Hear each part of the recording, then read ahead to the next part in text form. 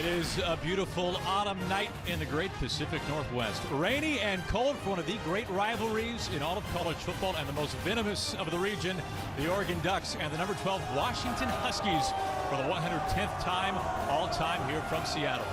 Welcome inside Husky Stadium. Happy as always you're with us for Pac-12 football on FS1. Aaron Goldsmith, Danny Kanell, and AJ Hawk. Guys, a lot of great things we can talk about in this game and this matchup between these two teams. First and foremost, AJ, let's start on the defensive side. This might be the best defense in the nation for the Huskies. They really are. You look up front, Greg Gaines, Vita Vea. These guys are absolute studs. Now, tonight is their first true test against a potent rushing attack in Oregon, who averages 256 yards a game rushing. But on the flip side, Washington's defense is only giving up 71 rush yards per game, so the game will be won in the trenches. You look at this Huskies defense, they have not allowed a play of longer than 36 yards all season.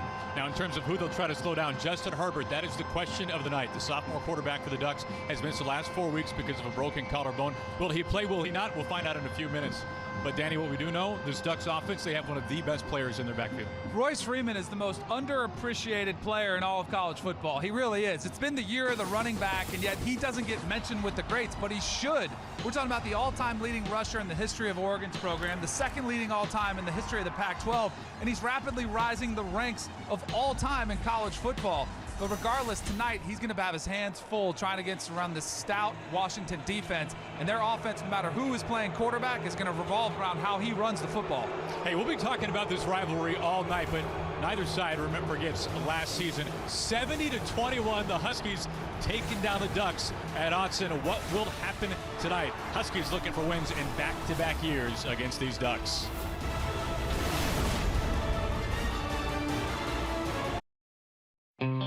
This is a series that began back in 1900. Oregon and Washington. The Dogfather, Don James, winning 15 of 18 against the Ducks. You can't talk about this without talking about 94. Kenny Wheaton, the 97-yard pick six. And then, of course, the Ducks winning a dozen in a row. Marcus Mariota, a big part of that. Huskies winning last year at Autzen to snap that 12-game series winning streak for Oregon. 110th meeting all-time. Thrilled that you were with us here tonight from Seattle, just outside of downtown for the Huskies and the Ducks. You take a look at Chris Peterson, his fourth season guiding the Dogs, took them to the last year's college football playoff. You can see looking for his second win lifetime against Oregon. Meanwhile, on the other side, Willie Taggart, his first year, his first taste of this Oregon-Washington rivalry. He rebuilt Western Kentucky, did the same at South Florida before going deep into the woods in Eugene, making his first trek here inside Husky Stadium. Well, about what you would expect weather-wise this time of year from Seattle. 38 degrees. We'll get even colder than that, and we will likely have rain all 4 quarters. Washington won the toss. They've elected to defer. Oregon starting with the ball. Vizcaino boots it away, and Oregon takes a knee. They will start from their own 25. Now, this is the question of the night. Who will start under center for the Oregon Ducks? Braxton Burmeister has started in place of Justin Herbert, and it is Burmeister, the true freshman. Yeah, you're getting the true freshman in there. Not quite the passer that they had in Justin Herbert, who was having a great year, really was excelling in the system. But what you do get is a running element, which really keeps the defense on its heels. They have to respect his ability to keep that football when he tucks it in the belly of those running backs. There's a lot of optimism around Eugene that maybe it would be Herbert. He took first-team snaps during practice this week, but it is Burmeister under center. Motion man is Freeman into the backfield. This is a team that rushes the ball on average of 50 times per contest, and they start with Freeman with a pickup of 4. How about we take a look at your Hawks heroes, AJ? Keep your eye on number 21 safety Taylor Rapp, conference Pac-12 conference freshman defensive player of the year last year. Just an absolute stud. Keeps the ball in front of him. Coaches love the angles he takes. Very heady player in the back end for Washington. To Freeman again, not going far at all. Taken down to the 30. Bring up third down for Oregon. It is. When you talk about two different quarterbacks that Washington had to prepare for, not knowing whether Herbert was going to start, it is two different offenses. This is completely different. So that was a lot of workload for Washington to think about, prepare, just in case Herbert was going. But now they know they can really dial in on the run game But here you're thinking typical passing situation for Burmeister early. He threw just a dozen times last week in a blowout win at home against Utah. On play action, keeps it himself. Has the first down. And is taken down to the 40. Good run by the true freshman, a pickup of 9.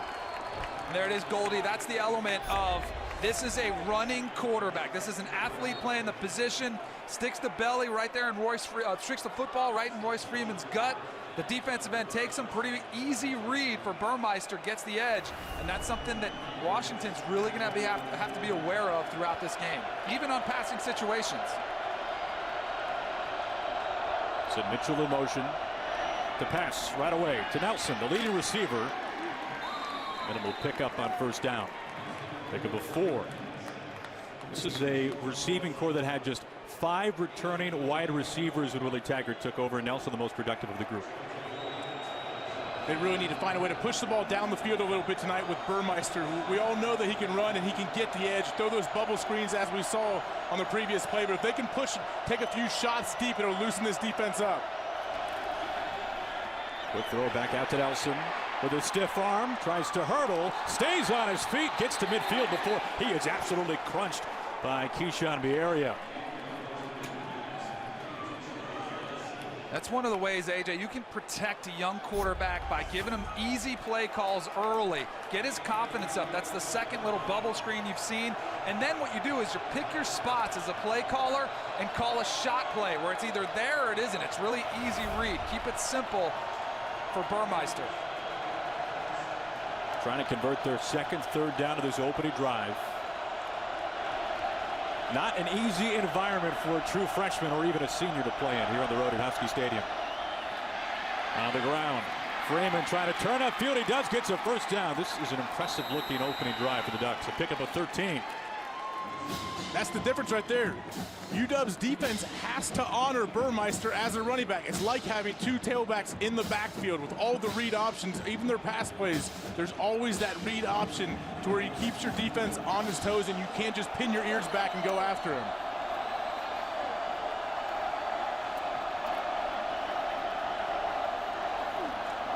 To pass, complete, over the middle, close to a first down. Able to connect to the tight end, Jacob Breland. A gain of 9 as we take a look at Danny Urquinel's keys. Well, we didn't know who the quarterback was when we made up these keys, but I tell you what, they're even more of an emphasis on the ground game for Oregon. They have to ground and pound, get it on the ground. But I tell you, I love this game plan early on. A nice mix of run and quick, easy hitting passes. Tony Brooks-James line up in the backfield as well. It is Brooks-James. Nope, play action. They fake it. They keep it on the ground instead to Burmeister. He picks up 3. AJ, you surprised the success they're having early here with the line of scrimmage? I really am. I expected Washington's defensive front to really dominate early, but that's the thing. Sometimes everyone's juiced up, your adrenaline. It takes a minute, and sometimes it takes a full drive for your defense to really settle in and play gap sound defense. They swing it out to Freeman out of the backfield. Freeman going nowhere. He was pushed back. Tackled by Burkervin, the linebacker, the junior out of California. Picked up of just 1. Burkervin's getting a lot of time. Last week, 7 tackles, 1 TFL. He's playing really well. They have multiple linebackers that they'll rotate in throughout the night to keep them fresh.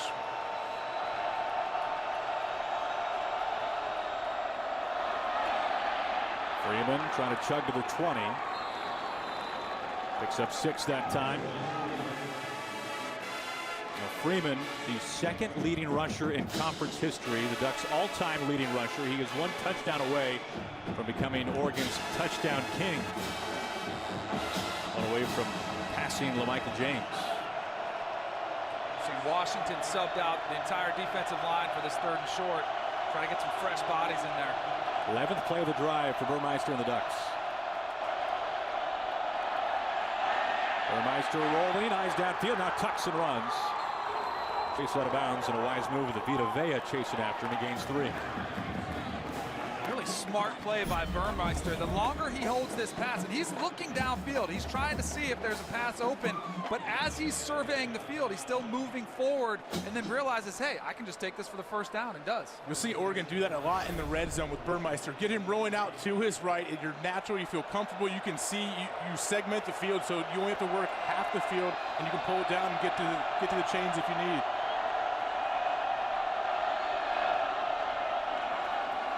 They give to Nelson.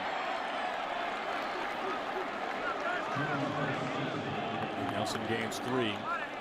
Danny, that's a question that I would have as a quarterback. If you were running this much and you're carrying out your fakes as Burmeister is, don't you get tired? You know who you're talking to, right? I didn't exactly run the ball that much when I was playing, but yes, you would carry those so. fakes out. I'm sure you did Yes, that. We know. I did.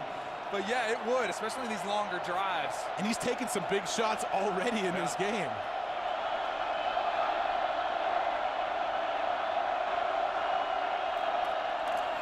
Back to Freeman's got a hold, and then is suddenly clogged and met by Vita Vea once again. You know, AJ, you bring up something, though, about Burmeister carrying out those fakes, and he does it at full speed. Watch him after he hands the ball off to Royce Freeman. Watch him. He's running, and he's going full. So that just that split second, the defensive end, the linebackers, they don't know if he has it. That's a nice little hole created there by the offensive line. I mean, this Oregon offense is getting 4 and 5 yards a clip. Now those windows get a little bit tighter as a passer down in the red zone. 3rd and 5 for the Husky 12. Bring Nelson in motion. Burmeister keeps and is smothered. A loss of 1 on the play. Wrapped there in the mix. Davis Bartlett as well. We watched it on multiple 3rd downs. They start in an empty formation, motion the receiver or running back into the backfield to create the man to run a zone read with. In that time, Washington's defense stands strong. That's what great defenses do. You bend but don't break. Once you get into the red zone, you tighten up and try to hold them to 3.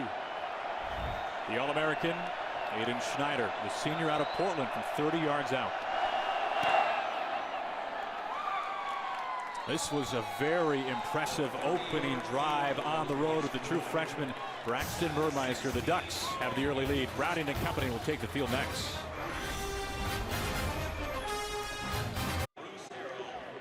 Good-looking opening drive for the Oregon Ducks.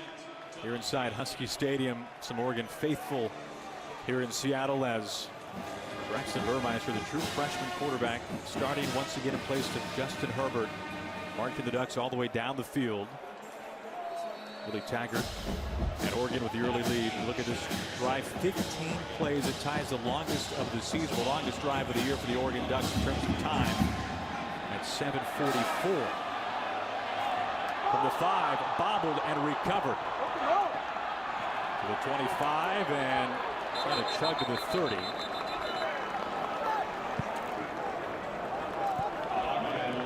First drive coming up here for Jake Browning and the Huskies. This is an offense last year, guys, that was absolutely electric.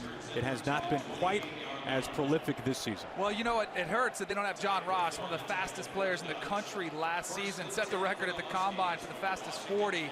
But they're still finding their way. They are looking for a wide receiver to step up and fill those shoes. But Jake Browning, one of the better decision makers in all of college football.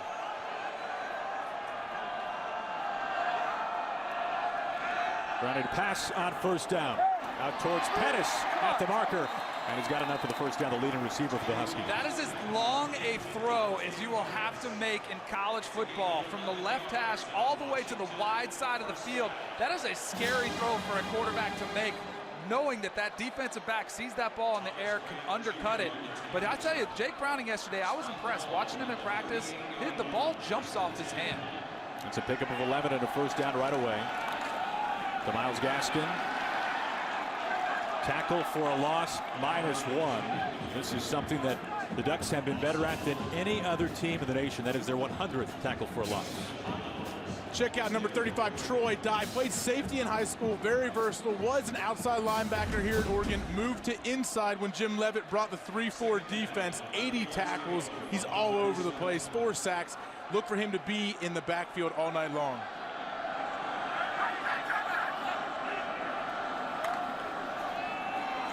Von Coleman in the backfield getting the carry, trying to get back to the original line of scrimmage. It's a gain of nothing on the play. Brings up third down. Troy Dye shot the gap and made the play. Another TFL tackle for loss. Just great instincts to shoot the gap here. Doesn't let any offensive lineman get a hand on him, and the power to actually bring him down behind the line of scrimmage. You look at Oregon, a win away from being bowl eligible, and a big reason for the turnaround. This defense, horrific last year, much more respectable this season. To pass on 3rd and long, Browning stays alive. Flags come in, floating it out, and an incredible catch along the sideline, Aaron Fuller. We'll see what the flags are. It's a gain of 31 as it stands.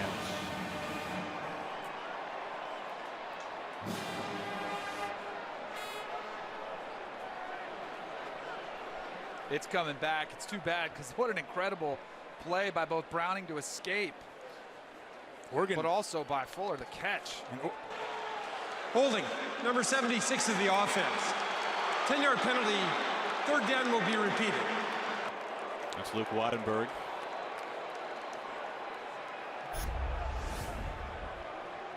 Fuller just keeps his eyes on the ball. He's got a guy draped all over him, juggles it, and comes down with it inbounds.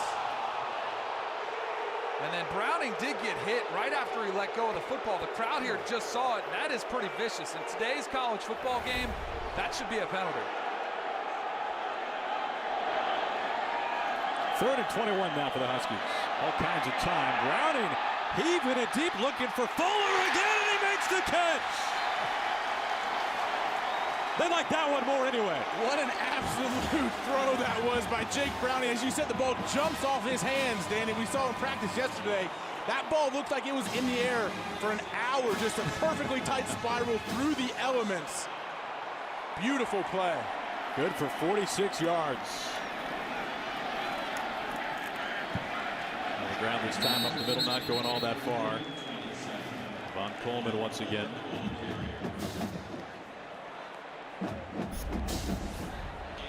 Back to the first down pass. It's a 3rd and 21. Not many plays you think you're going to dial up to have this much success. And I bet Browning was even surprised that the safeties got kind of crossed up and he had the middle of the field open where he could heave that post route and just let his receiver run underneath it. He put out enough in front of him so where he could run away from the defender. Now the jet sweep, but a flag. Trying to get the ball in the hands of Savon Ahmed. A wildcat with Myles Gaskin in that wildcat position. False start, number 73 of the offense, 5-yard penalty. Still 2nd down. That's one of the tricks. When you're running wildcat, you have a different cadence, a different guy back there directing traffic. Sometimes the timing's a little bit different. Those offensive linemen get a little bit antsy. Andrew Kirkland getting some much greater playing time. Trey Adams done for the season, a knee injury. This is an offensive side of the ball for the Huskies that has become very banged up.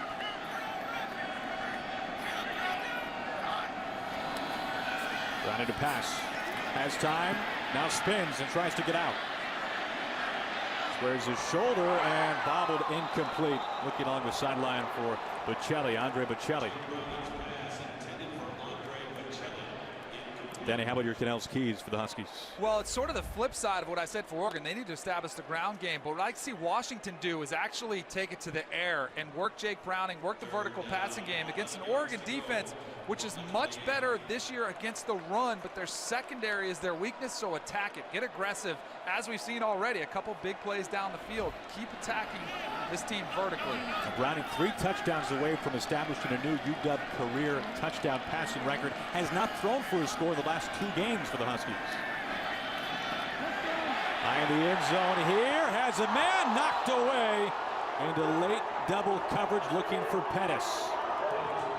I tell you, a better ball left out in front of him, that's a touchdown. It just hung in the air a little bit. I bet Jake Browning would love to have this one back.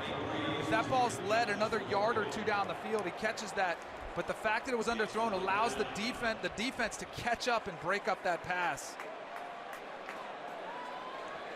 Yeah, Browning knows it. He knows he had a touchdown if he leads that out. This from 45 yards out. Tristan Vizcaino knocked down all 3 field goal tries a week ago here at home against UCLA. This would be his longest of the season. And this is no good. Oregon with the field goal made on their opening drive. The Huskies stall out. They miss a deep field goal, and Ducks on top.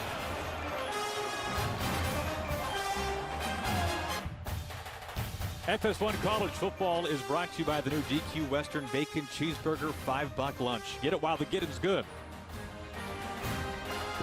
A good look at the Dogfather Don James statue put up last week outside of Husky Stadium. Boy, did he ever have success against the Oregon Ducks. Took down Oregon 15 times in 18 tries. Meanwhile, Chris Petersen looking for his second career win against the Huskies' vicious rival, the Oregon Ducks. On the ground to Freeman. Freeman turns upfield. Freeman along the sideline and finally lassoed out of bounds. Ezekiel Turner, the safety, comes over, but not after a pickup of 19. This Washington defense just seems a bit like they're caught off guard by this rushing attack of Oregon. I'm sure they've seen all these plays all week, but maybe they just did not anticipate the speed and power at which Royce Freeman has. To Freeman again. Ducks all-time leading rusher bulldozes his way near a first down. Might have been just a half-yard short. To see where they spot him. Forward progress. AJ, don't underestimate the fact of what happened in last year's game when Washington dropped 70 on this defense, blew them out. That was a really back-breaking loss for Oregon last season. They've been thinking about that game all off-season. Freeman's got enough for the first down. Keeps chugging forward, and it takes a host of Huskies to finally take him down. He picks up 8. He is chugging through yards so far. It's funny, Danny, when Willie Taggart's asked about that, he said, he told us, I wasn't here. I don't have to do it. I wasn't at that game. You guys are the ones. It's got to be brutal for you, and that's why he has pictures from the score of that last year's game of Browning with the point all over their weight room just to remind them, even though he said nothing needs to be said, they know what they need to get done. Kai Benoit, his first touch. Straight up the middle, not going too far. I mean, Willie Taggart was saying he wanted to challenge his guys. That's the point you referenced, AJ. As Jake Browning took in one of his touchdowns, 8 that he accounted for in that game. But Willie Taggart's question the week leading up to this game is, what are you going to do about it? And you can tell these players coming out early, they're doing about something about it so far. Now, Oregon's got the pick. The Huskies have the point.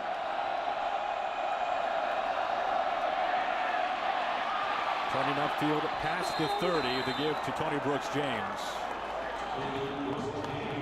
6 carries last week, a season best 105 yards and a score against Utah. Under 2 minutes to go, first quarter brings up now first down. Oregon's offense with some tempo here.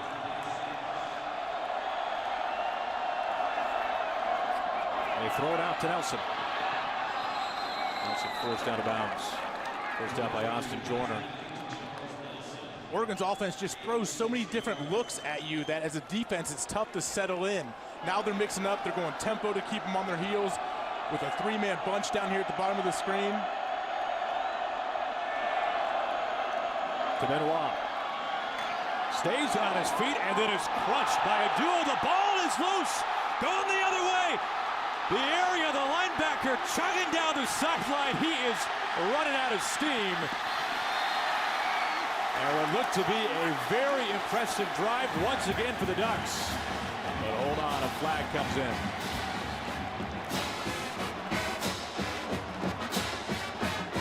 Multiple flags on the field. A little extracurricular activity after that play, return out of bounds. On the sideline, then we have another one back here by the line of scrimmage almost.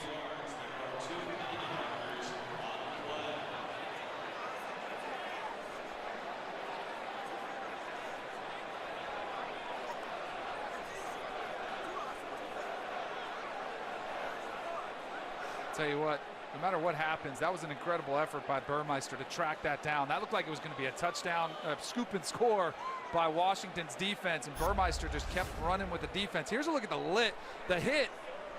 Oh, the ball was loose. Great job stripping it right there by number 25. Burke Irvin, stripping it as he was falling down. Yep.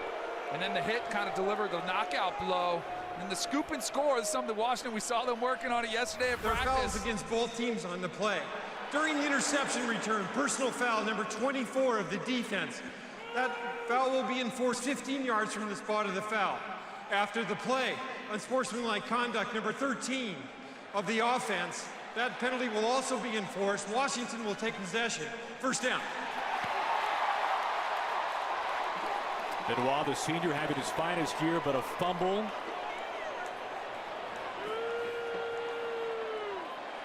That's a big field position play. It is Huskies football when we come back.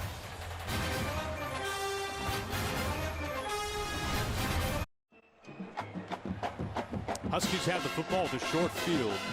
Ducks taking their opening drive for a field goal to take the early lead. Guys, we'll take a look at these last two penalties on this fumble recovery. Number 13, Dylan Mitchell, right there. Threw a little bit of a punch at Taylor Rapp. Caught him behind the head, and that was the 15-yarder we saw. Gaskin up the middle. Keeping the pile going. That penalty wasn't the one that had such an impact on this play, though. It was the spot foul right after the turnover that went against Washington that brought that ball all the way back. And that's a huge difference in getting the ball in the red zone, thinking you're going to drive in for a score, to basically just coming back and starting to drive about where you normally would. Worth noting for Keyshawn Bierria, the man who recovered the fumble, his 8th career fumble recovery, a new Husky record. Levon Coleman trying to find a seam to run. He's got enough for the first down. This was a running attack that ran for a season best 333 yards and 5 scores last week at home against UCLA.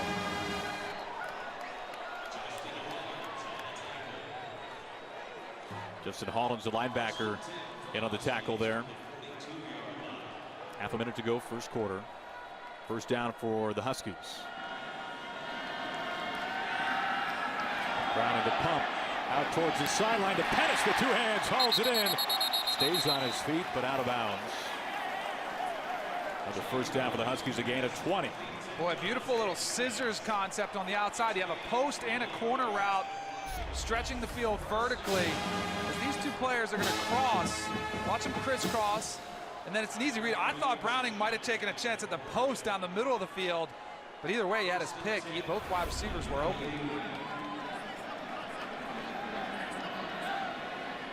It's a confident throw from Jake Browning there. It really was. Threw it on time, in the window. We've seen a couple of those in the first quarter. We are on our way to the second.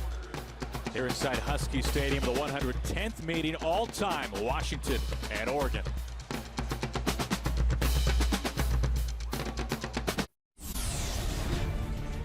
You have to go all the way back to November of 2003, the last time the Huskies took down the Ducks here at Montlake. Oregon winning 12 in a row after that. Of course, that streak was snapped last year at Autzen Stadium in Eugene, but this will be the first time in a long time if Chris Peterson and the Huskies can beat the Ducks here in Seattle.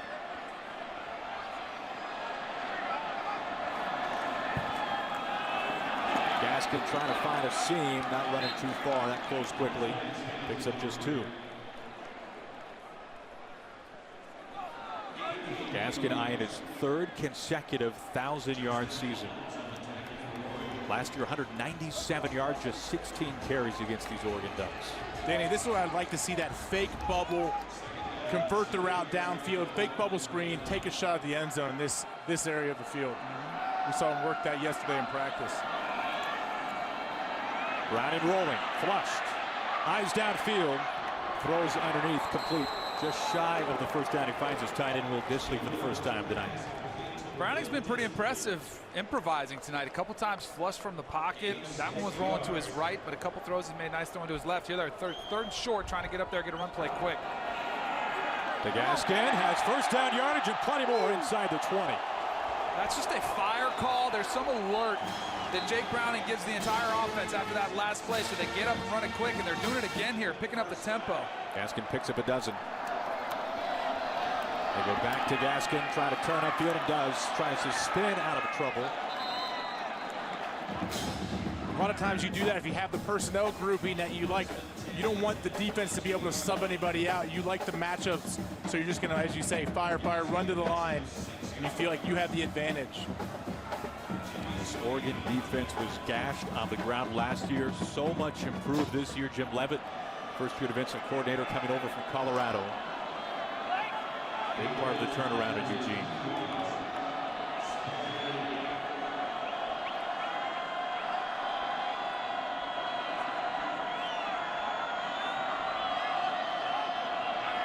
Edison Fuller, the only two receivers, as now flag comes in.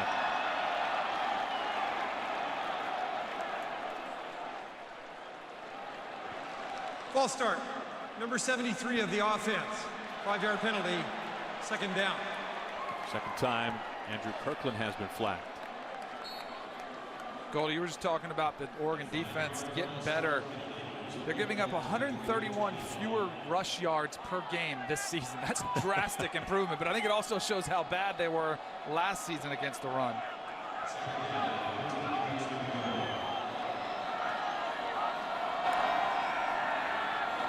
Browning floats it over the middle, caught and wrapped up quickly. He finds Salvon Ahmed underneath. Ahmed gains 4.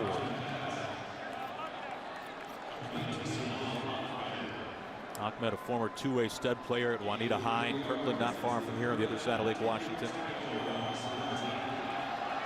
This is an area of the field that they would love to have freshman tight end Hunter Bryant.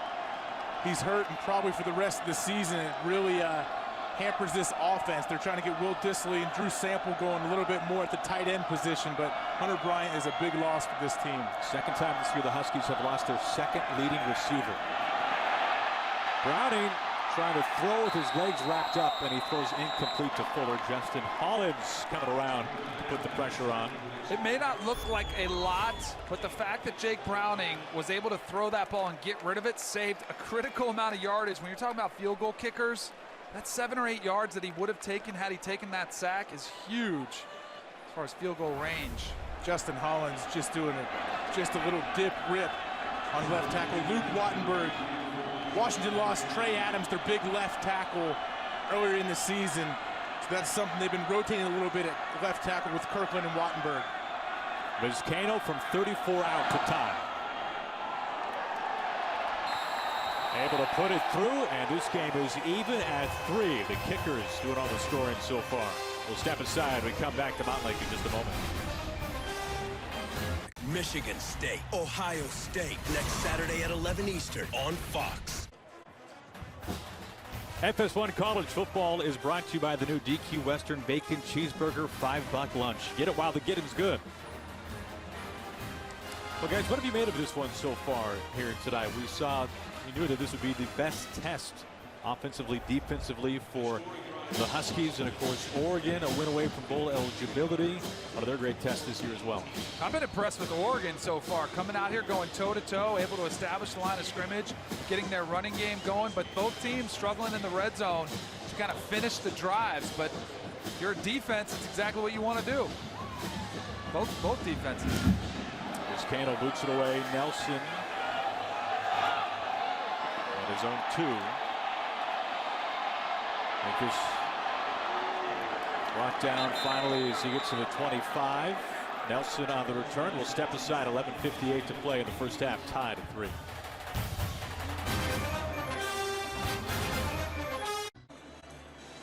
It'll be a short week ahead for both Washington and Stanford. This is going to be a beauty. It's right here on FS1. Friday, Jake Browning and number 12 Washington take it on Heisman candidate Bryce Love and number 21 Stanford. Friday, 10:30 Eastern on FS1, or stream it live on Fox Sports Go. Every game is everything. Earlier today, Washington State winning the Palouse against Stanford 24-21. Yeah, Stanford won't be ranked anymore after that loss today. And really what you're watching here in Washington is probably the Pac-12's only hope to make the playoffs. Seems like Washington will need to stay, not undefeated, but should run the table. Win out, you're right. Want to keep those dreams alive. Complete near the sideline to Dylan Mitchell. I'll tell you what, though, we had Bedlam today earlier on FS1 with Oklahoma and Oklahoma State, crazy game, but we had mayhem in college football. When you looked at some of the upsets that happened, I think there's Still several weeks of college football left. You never know. Anything can happen. All you have to do is worry about one game at a time. You start looking at the big picture. That's when you get knocked off. I see McNeil in motion. Freeman pushed back. Freeman dropped. The defensive line is starting to settle into this game. They're starting to recognize the running attack. Watch number 17, Tevis Bartlett, coming off the edge here.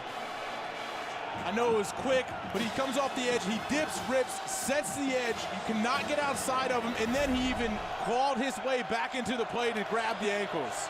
Bartlett, a tremendous high school wrestler, 4 straight state titles. Makes sense, the leverage he used right there. I could have guessed it.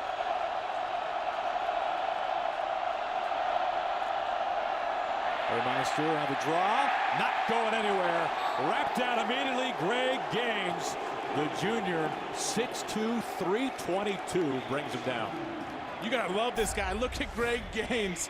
Squatty, can move, has 2 guys, fights off a double team, makes the big 3rd down stop. Nothing on his hands, nothing on his arms, no gloves, wristbands. He doesn't need it. He's too tough. You have to love this guy. Now, first chance tonight for one of the best all time, Dante Pettis.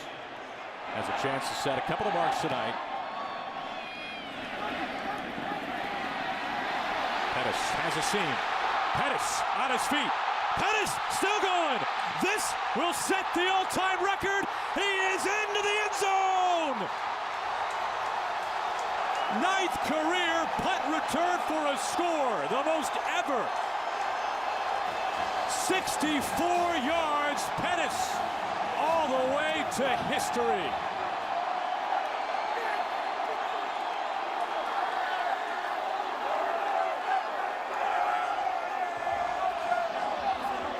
That's a special, special deal. Look at the sidelines. His teammates mobbing him. When he caught that ball, it was as if this whole stadium knew he was going to do something special. On the same play, he sets the conference all-time punt return yards mark. Needed 42, had plenty of that and more. In the Peterson era, which began in 14, 5 kickoff return touchdowns, now 9 punt return touchdowns, and Dante Pettis has his fingerprints all over those numbers.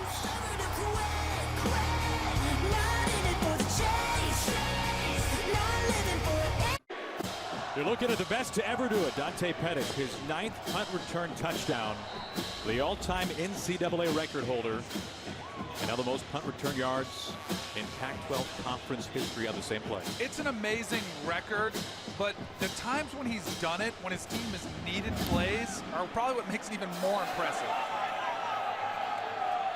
Nelson from the 5. See what he can do. Trying to hurdle a man, and he is flattened. That is a big-time smash. We'll take another look. Shorter punt. He makes that first wave of guys miss. A couple nice blocks, another couple shed tacklers, and then good luck trying to catch him in the open field.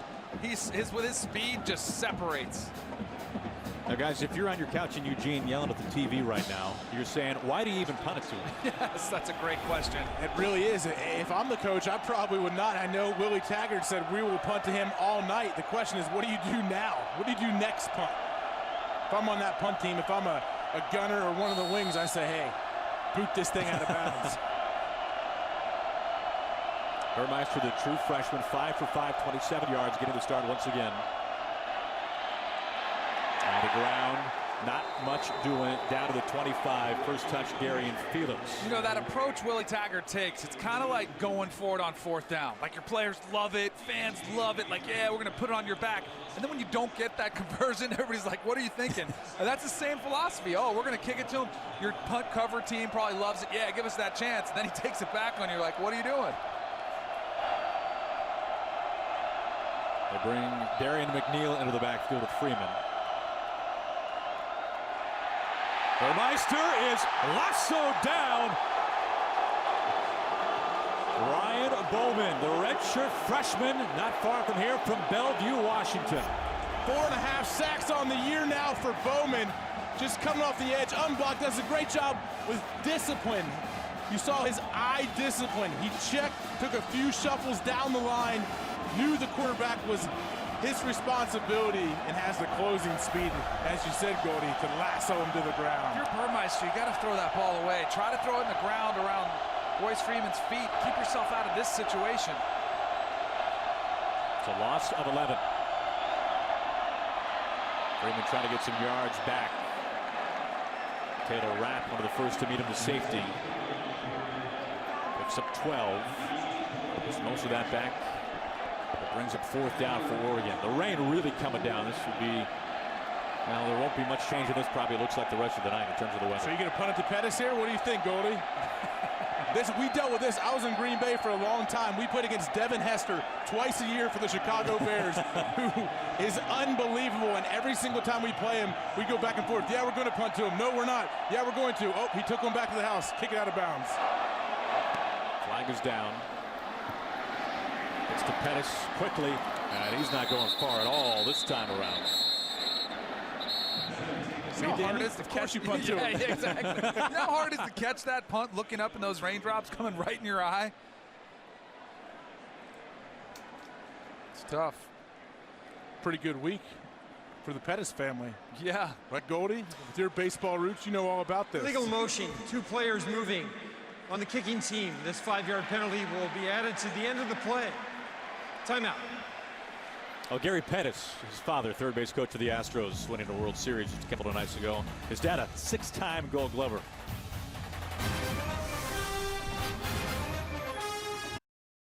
Well, AJ, you're bringing up the Pettis family. You can see Dante and Gary Pettis, third base coach for the Houston Astros. Now, keep in mind, Chris Peterson, head coach for the Huskies, let Dante fly to Los Angeles. Now, not too long of a flight from Seattle, but let him fly there to watch Game 6. The Astros had a chance to clinch. Of course, they did not, but they won it in Game 7. So, a World Series ring going to the Pettis family. Best starting field position on the night for the Huskies. A gain of 1 on first down. They hand to Myles Gaskin. We've seen dueling field goals. And the punt return for a score from Pettis, his record-breaking punt return touchdown. Browning 5 for 8 so far tonight, 86 yards. The big play, the 46-yard connection with Aaron Fuller.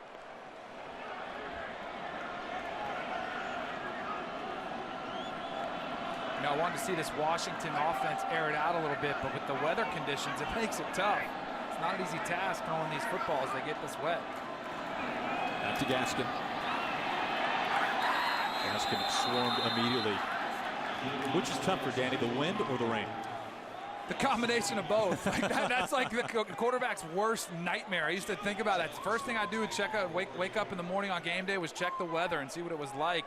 And the combination of both is really, really tough. Luckily for the QBs tonight, the wind does not seem to be a factor, which I'm sure if you get these kind of precipitation with wind, whew. At least wind you can kind of gauge if it's going to be constant. With the wet balls, you never know how wet the football is going to be. Or if they threw in a new one that they just cleaned off. Huskies the best third down team of the conference. Speaking of going deep, looking for Pettis beyond his range. Stride for stride, Thomas Graham Jr. The flag comes in. Holding on Washington looks like here.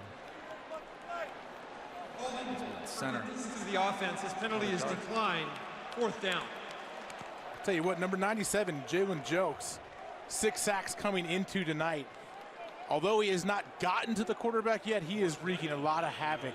Washington is trying to slide the protection to him, doing all kinds of things to try to slow him down a little bit, but he's really been relentless tonight. Well, Jelks, 12 tackles for a loss in his last 6 games. Mitchell standing back at his own 10.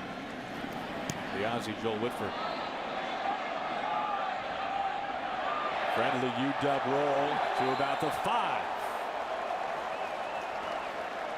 Oregon ball when we come back, not far from downtown Seattle. Coming back to Husky Stadium in just a moment.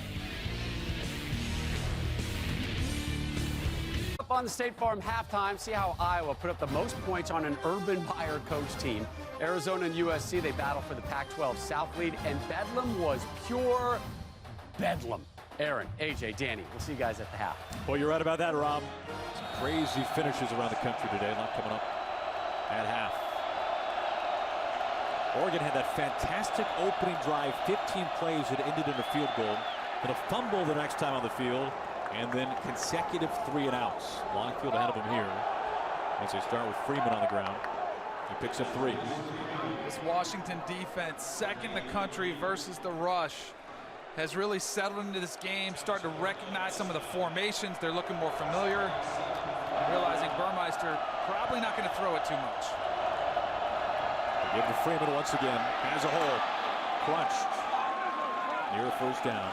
I almost feel like Oregon needs to throw it a little bit to kind of keep this defense honest. Remember that first drive, they were mixing it up. Nice, quick, easy passes, but a nice mix of run and pass. Last run, a gain of 6. Dropped, and Freeman is able to get on top of it.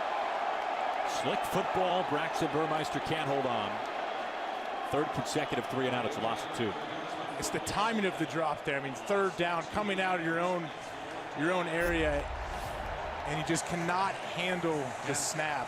When it's wet like this, you can't take anything for granted. You have to bump up your focus level. Like normally you can just say, hey, I'm gonna catch it, hand it off, but you have to focus. Say, I gotta secure this football every single time my hands are on it. Imagine if you're the punter here. Yeah. That's the guy that really needs to focus on catching these long snaps as well. Adam Stack, the true freshman. He boots it away. Pettis calling for a fair catch. And it takes a friendly Washington bounce. Short field ahead for the Huskies.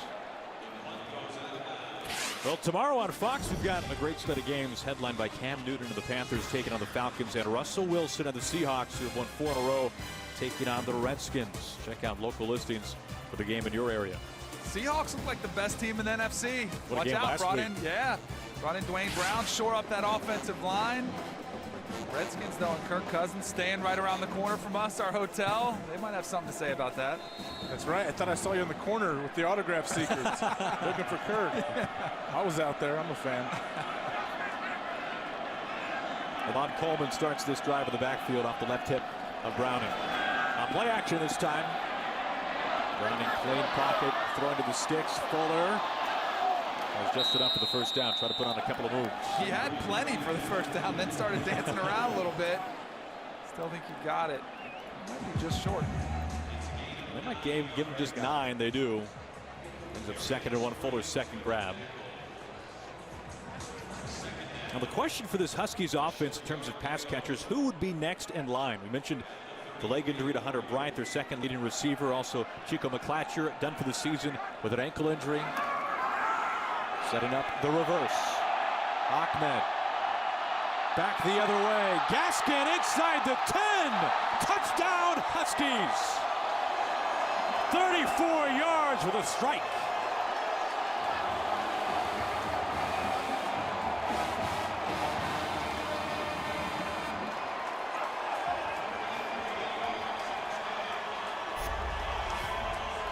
This is just a sweep, toss sweep to the right, but there's a subtle move. The fake, he fakes the handoff here just to get guys to turn around and slow down. If you saw Troy Dye, the linebacker did a full 360 and went the other way. About 4 defensive linemen stutter step the other way, thought it was going to be a reverse. It's one of those ones where the linebackers are yelling, reverse, reverse, here it comes, and they don't hand it.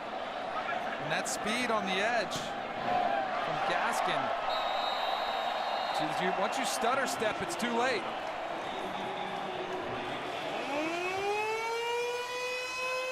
Suddenly 17-3 Huskies. The punt return for a score, now a little trickery. So here's the sweep coming this way. Here's the fake. Now watch the linemen, linebackers, as they're coming across. If you can freeze it right there, these 4 guys, they all stutter step, think, oh my gosh, it's going the other way. But all you do is Gaskin, keep the ball in your hand, and then a nice little cutback right there. And takes it to the end zone. But just little subtleties. That's one thing Chris Peterson's been good at his entire career. Just very creative, just the littlest differences when you can misdirect a defense. All it takes is a split second. Jake Browning loves it. Hey, credit to number 88, Drew Sample, tight end for Washington, blocking downfield, almost escorting Gaskin into the end zone.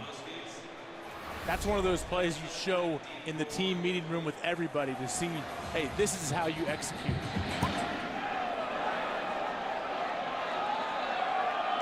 Nelson from the 3. Past the 20.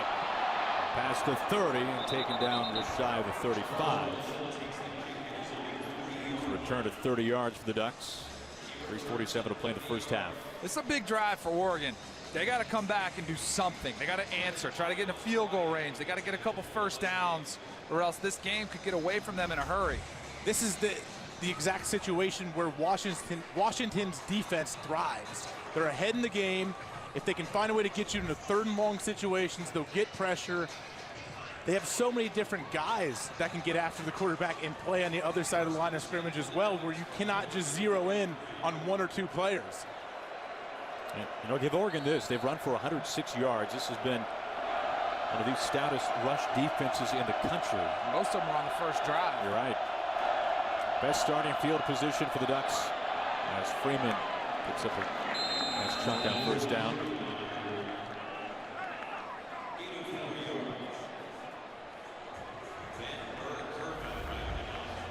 A look at first 4 games this season. 50 points last 5. The number cut in half. Of course, playing once again without Justin Herbert, the sophomore quarterback.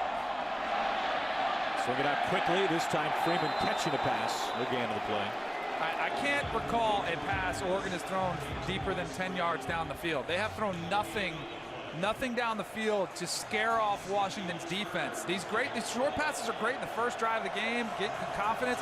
You've got to take some shots down the field to keep the defense honest. Empty backfield here for Herbert. Excuse me, for Burmeister.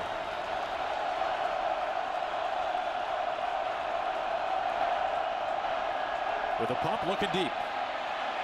Tons of time. Tucks, runs, has enough for the first down. Picks up 9. They went with a fake bubble screen trying to get the throw. I don't like it in that situation on a very obvious passing down when you need to get 7 or more yards.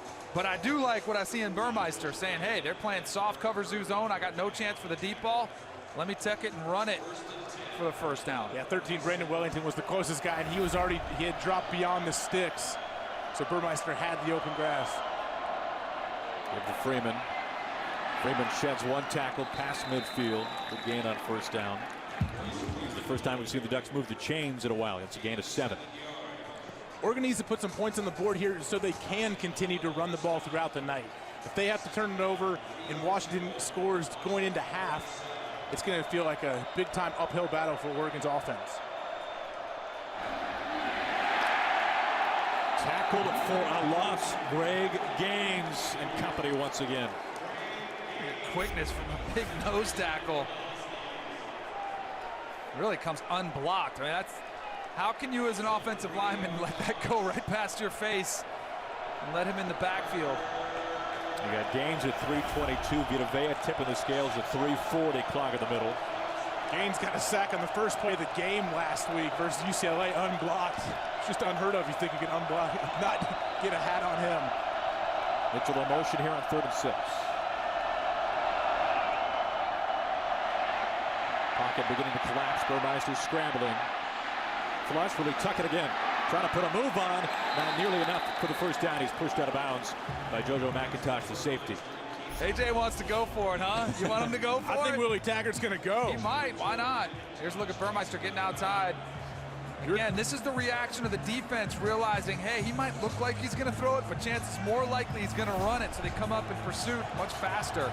And Willie Taggart, listen to you, AJ. He likes Willie Taggart, the swaggered era is back. He's trying to bring it back. He's going to think about it now. Now he's got to think about it. The crowd got going. A long 4 yards. 17-3 is not the worst situation to be in if you punt him back. Maybe take that, because if you were talking about it, if you don't get it here, you give Washington the short field, they go down and score, all of a sudden it could get ugly. They have 3 timeouts, over a minute to play. Yeah, that could be bad. So you changing your mind? Are you punting or are you going for it? If I'm Willie Taggart, I'm going for it. All right. But I'm up here in the nice heated booth. Exactly. No rain. That's what we always. Our coaches used to say, "Hey, that's easy for me to say, sitting in an air-conditioned meeting room to tell you what you should do." Yep. A minute 11 from halftime coming up. It's the State Farm halftime show with Rob Stone, Matt Leinart, and Robert Smith back inside their warm Los Angeles studio. What an upset today. Iowa taking down number 6 Ohio State. And a good one going on Arizona and USC. That Iowa-Ohio State game was a beatdown. I mean, Iowa just looked like the better team. And Penn State goes down as well. Yeah. Big Ten's wide open all of a sudden. Wisconsin in the driver's seat. Ducks going for it on 4th and 4. They have not been good going for 4th down so far this season. Burmeister to the air, into triple coverage. It is knocked in the air and nearly intercepted. Ezekiel Turner, Austin Joyner nearly had the catch. Washington bringing pressure here on 4th down. It was completion. It was picked up. It was there. It was there. The blitz pickup was there. There's just a little route. This is where Burmeister's got to just drill it right in the chest of his receiver, but he kind of sailed a little bit off to the right. It's a tough catch. Protection, they did. Oregon's offensive line held up there. Now, guys, given the Huskies lead, given the weather conditions, just over a minute, do you push the pedal here a little bit? Oh, yeah. A minute 6, a lot of time, all your timeouts. Yeah. You can take some shots deep. See what Browning wants to do on 1st down. The long throw to the sideline. He completed that earlier. Pettis, the crowd wants a flag. It's incomplete. Kenny, that's multiple times Browning has thrown from the left hash outside the numbers to on the right side of the field. Like, he makes it look so easy. I think people take that for granted. It's just like a flick of the wrist for Browning. That's a tough, tough throw. People take it for granted, but coaches don't even call that throw unless you have an because it's going back to the house. Exactly. You got to have a lot of confidence in a strong-armed quarterback, and that's what they've got. Browning steps up. In a lot of trouble, heaves it towards his sideline, throws it away. Isley in the vicinity. Again, that left side of this offensive line for Washington really struggling to block. Justin Hollins, number 11 here at the top of your screen, just running by, just dip, rip. They're going to have to get some help out there for Kirkland and Wattenberg, both kind of rotating in at that left tackle position for the injured Trey Adams. So Troy Dye flattens Browning there. Dutch leading tackler. 50 seconds to go, first half. 3rd and 10.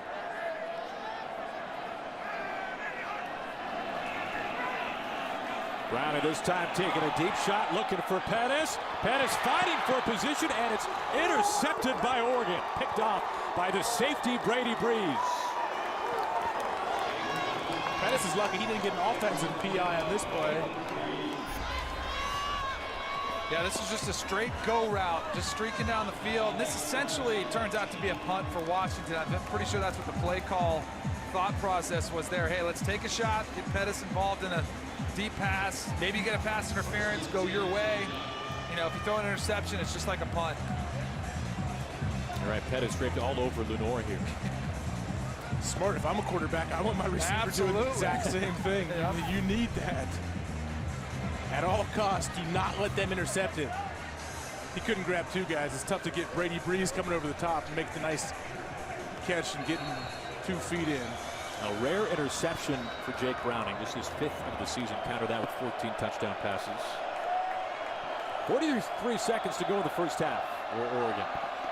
Burmeister, some pressure coming. Vita Vea chasing after him. Incomplete collision near the first down marker. Now, if that play was successful, I think Oregon might try to run another up-tempo one, but I wouldn't be surprised if they run it here. Washington's got their timeouts. Can we talk about how fast Vita Vea is? Yes. Did we watch him chase Burmeister all the way across the field? Vea 340, clocked at a 4.840 to your point. I mean, that's not human. Backfield empties out for Burmeister. For the drop. Burmeister, hard tackle. Good gain as he's knocked down by Ezekiel Turner. Pickup of 8. That's it for Oregon. They're going to take it. As long as Washington doesn't call timeouts, they're going to take it to the locker room and say, hey, let's go regroup. Now Washington saying, hold on a second. Washington has taken their first time out of the half. 30 seconds in length. Washington saying, we got one of the best punt returners ever in the history of college football. We're not going to let you off easy. You can see the numbers for Burmeister. 7 of 8, you like that when you don't like 27 yards. Yeah, everything's been under 5 yards. All of his passing plays have kind of been an extension of the run game. Basically bubble screens, short throws at the line. At some point you have to take your shots downfield. You don't have to air it out. You don't have to have all go with 4 receivers, but you definitely need to throw some of those posts, some of those corner routes that we've seen Jake Browning hit a few early on. And look at what's at stake in this one tonight. UW needing to likely run the table to be in the conversation for the college football playoff again. Meanwhile, for Willie Taggart and the Ducks, they're trying to prove that the gap has closed from last year to this year. 70-21, the beatdown, the Huskies against the Ducks last year in Eugene. The Ducks a win away from bowl eligibility tonight.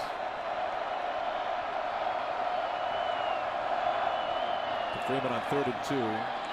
Freeman able to turn forward just enough to pick up the first, it looks like. That's a big sigh of relief, so they don't have to punt it to Pettis. Needed 2, picked up 3. 17-3, our first half score on a rainy evening here from Seattle. Number 12, Washington, leading things. Right now, we'll send you back to Los Angeles. Rob Stone, guys, take it away. We could be legends after all. Hey, whoa, whoa. We could be legends after all. Hey, whoa, whoa. We could be legends after all. Little Pac-12 after dark here from Seattle. The rain has fallen all night long. This is a venomous rivalry dating back to 1900, 17-13. Number 12 Huskies have the lead at the half. Happy you're with us from Husky Stadium.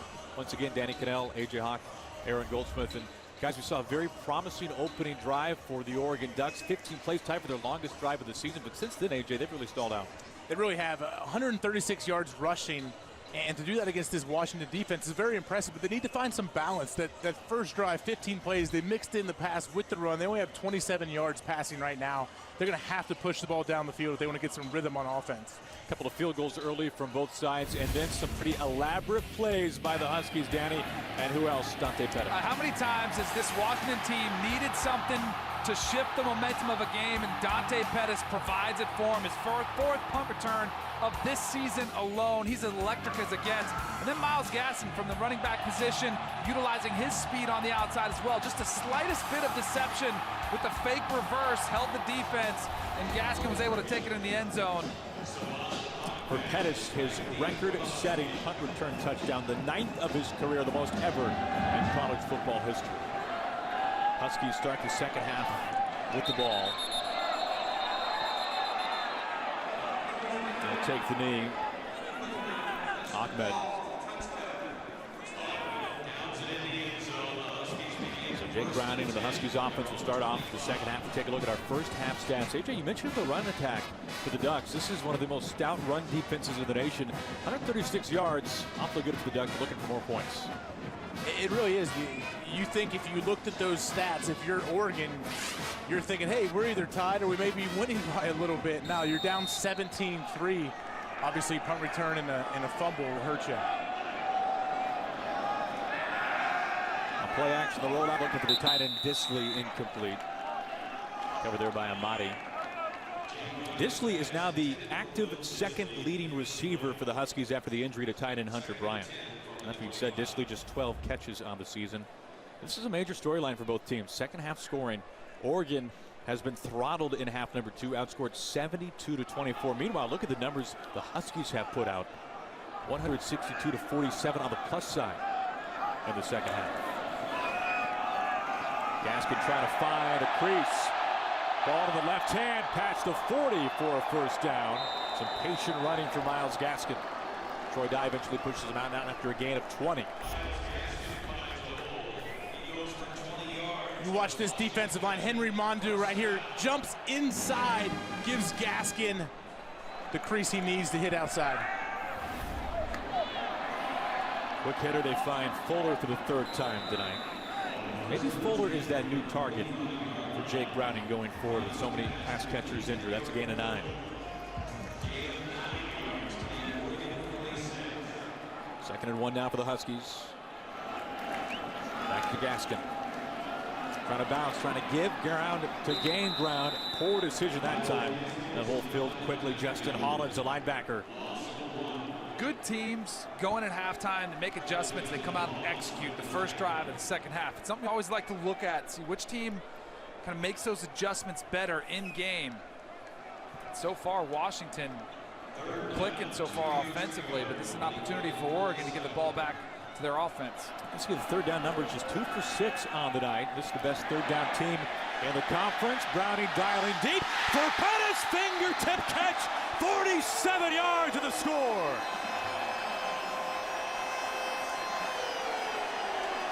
Second time Pettis has found Pater tonight.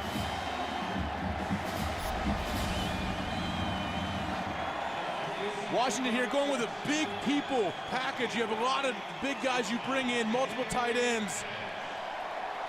You find Pettis, he ran the little scissor route there with the tight end. That was not, and to be nitpicky, that wasn't the best throw, but that was an outstanding catch. No, because typically you would like to lead him away from the defense like he did earlier. That was a great adjustment from Pettis. Trust me, I'll take the touchdown pass. Beautiful. 5 plays, 75 yards, lightning strike, a minute 18 for the Huskies. They are off to one heck of a start here the second half.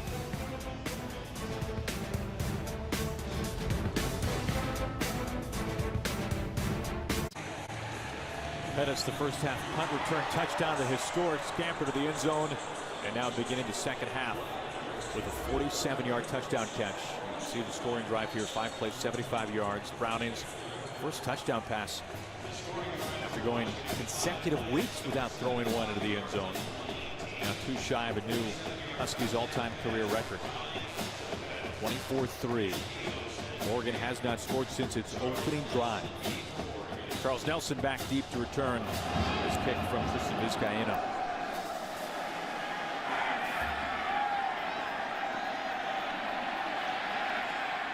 Nelson gets to the 20. Watch this here.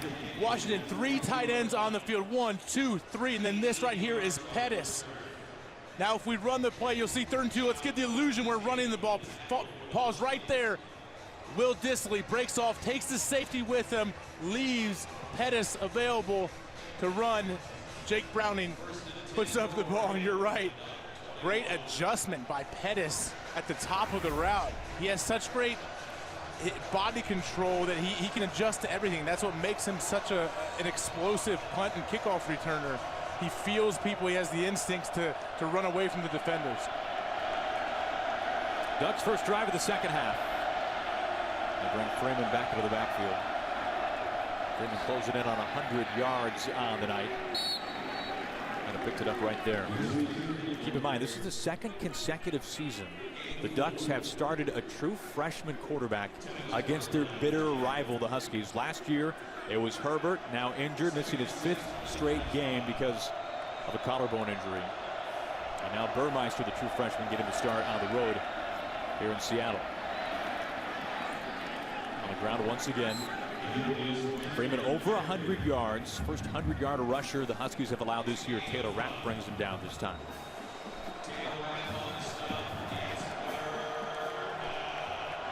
This is the nation's 2nd best run defense. Helped forward by his own man that time. And Oregon is committed to the run. I mean, then at least we saw that in the first half. There was a little bit of sprinkle of pass in the first drive, but since then, they've been pretty one-dimensional. A lot of zone read options with Burmeister as a run threat at quarterback. Seen a lot of Royce Freeman, and not much vertical pass game at all. Mitchell in motion. Throw it out quickly to Nelson. Nelson has been the consistent pass catcher Well, that might not be saying much here tonight for the Ducks. Taylor Rapp shoves him out after a pickup of 4. Nelson's 4th catch tonight. They want to continue running the ball. They're going to need to score a touchdown soon. You're going to fall behind too much. You're already down 24-3 in the second half. You get 7 here, then you can continue with that ground and pound. To Freeman. Huskies held Freeman to just 50 yards last year in that blowout win in Eugene. But in years prior, Freeman has torched the Huskies 169 yards, 138 yards before last year's humble outing of 50 on the ground. You can see the run defense the last 3 games compared to tonight. 62 total yards allowed on the ground last 3 games combined against UW. Jet sweep to Freeman. Gets out of 1 tackle, cannot get out of another. Ryan Bowman had the sack earlier. This time wraps him up in the backfield. No surprise, Vita Vea is there as well. You can just see Washington's defense. They figured it out. Oregon's doing a lot of the same concepts, and Washington's seeing it coming. They're reading it correctly, and they're coming up and making tackles. It's a loss of 4.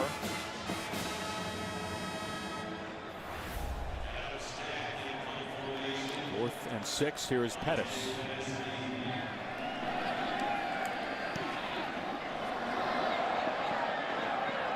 Pettis telling everybody to get out of the way. Takes the Ducks roll to the 20. We'll see what Jake Browning, a record setter a season ago, now 2 touchdown passes shy of a school record, what he can do next.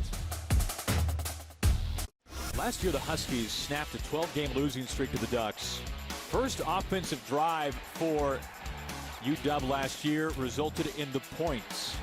Jake Browning, a little trivia. Jimmy Swain, the linebacker for Oregon, who got that point.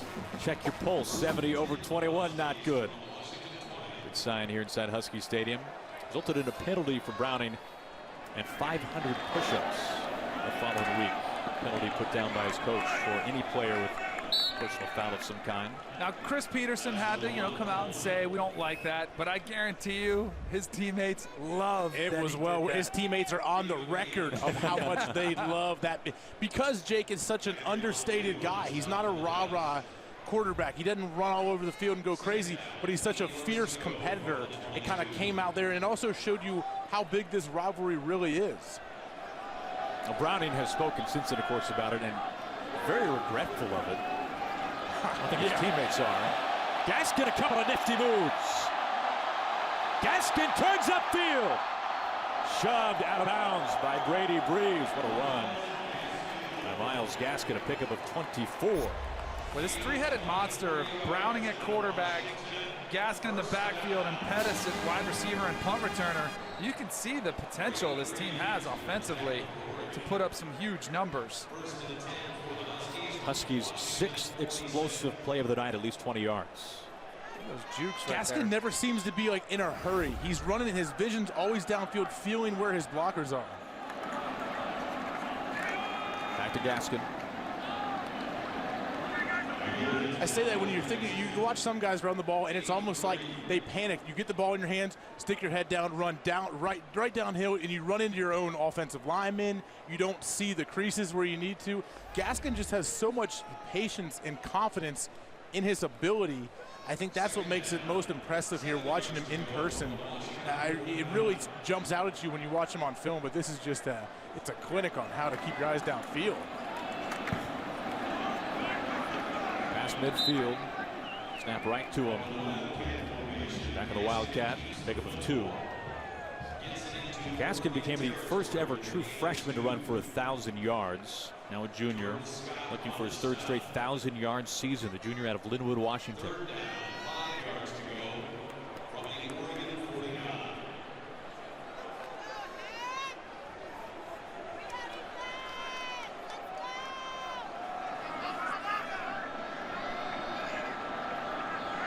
Gaskin empties out. Browning to Pettis. Catches it in his belly, makes one man miss. Now is caught up to. First down for the Huskies, a pickup of 10. Jimmy Swain was there to bring him down, 2nd leading tackler last year for Oregon. Just It's a slant route, pretty easy read from inside to out. The first slant's there, so Browning drills it right in his chest. Gaskin still going forward, eventually pancaked by Arian Springs. 3 yards once again, a gain of 8. They're moving. They have their foot on the gas and they want to score.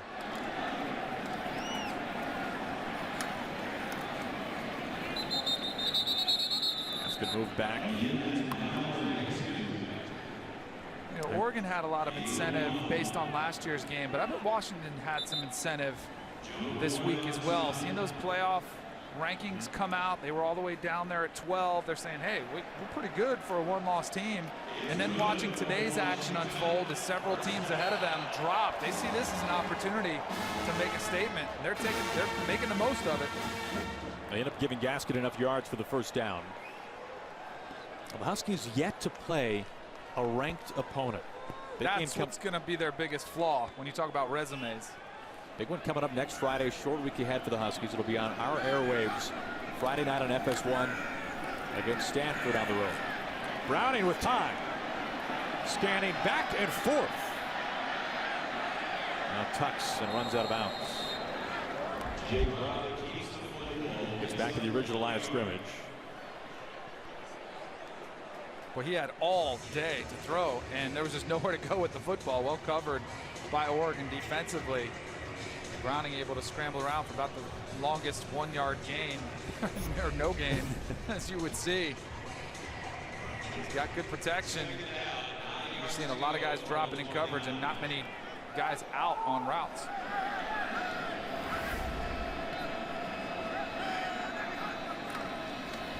To Coleman on 2nd and 10. He is met by a wall.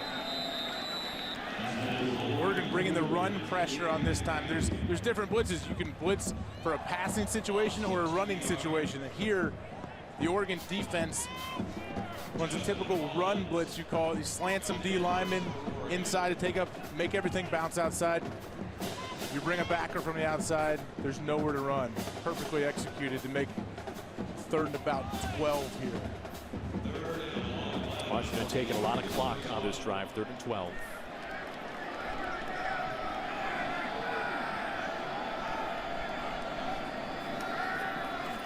Setting up the screen to Coleman. Coleman stayed on his feet. He is still going. You cannot bring Lavon Coleman down. 31 yards.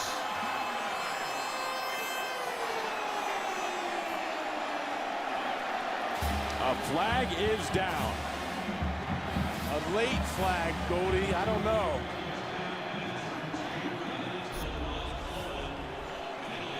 Well, the question for a moment was, would he have enough for the first down? On the field is touchdown. After the play, personal foul. Late hit, number 25 of the defense. This 15-yard penalty will be enforced on the succeeding kickoff. He sat right on Jimmy Swain's chest. The foul on Brady Breeze. It's great balance by Coleman, able to just kind of roll with it, keep his momentum moving forward. Just hops right back up and takes it to the end zone. Coleman coming off a season best 94 yards last week against UCLA and 3 scores.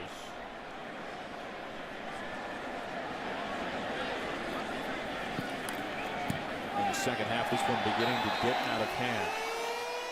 We're not quite halfway to 70. Next Saturday on Fox, Michigan State, Ohio State. Coverage begins next Saturday at 11 Eastern, 8 Pacific on Fox. A number of individual records have been set tonight by a few on the Huskies side. And Jake Browning, the latest. A couple of touchdown passes. He is now tied Keith Price for the most ever in UW history. 75 career touchdown passes. The latest, 31-yard screen pass to Lavon Coleman. What an exceptional career he's had.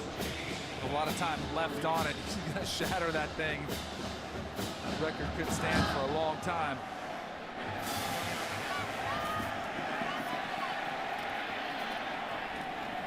The return out to the 20. And now we'll send things back to Los Angeles. Time now for a Carl's Jr. and Hardee's game break. All right, guys, top 25 battle at the Coliseum between Arizona and USC. Winner takes over sole possession of first to the Pac-12 South. Sam Darnold. Look at Steven Mitchell lay out for the grab. 27-yard touchdown. Trojans lead 21-3 second quarter. Aaron, AJ, Danny, back to you. All right, thank you so much. USC might be the first team that's controlled Khalil Tate, the Arizona quarterback who's been lighting the country on fire 4 times in a row. 4 weeks in a row, the Pac-12 Offensive Player of the Week. Doesn't look like he'll be on pace for 5th. An unprecedented streak, as you can imagine. On the ground, Tony Brooks-James has not touched the ball much so far tonight. Coming off a 100-yard performance last week against Utah. All right, if you're Oregon, how are you going to win this game? Like, I mean, if that's what the ultimate goal to play is, you got to start throwing the football, right? I mean, the biggest storyline of this one, entering the biggest question mark, maybe a better way to put it, will Justin Herbert get the start? Nearly intercepted Ben Burke-Irvin. I guess that's what's scary when you're playing a true freshman at quarterback, because you're worried about the worst case scenario, trying to work it in the flat. Burke-Irvin almost undercuts it. But that's where you got to develop your true freshman. That's what you did last year with Herbert, and there's probably a chance, you know, when Herbert comes back, what if he gets hurt again? You want to have a passing game.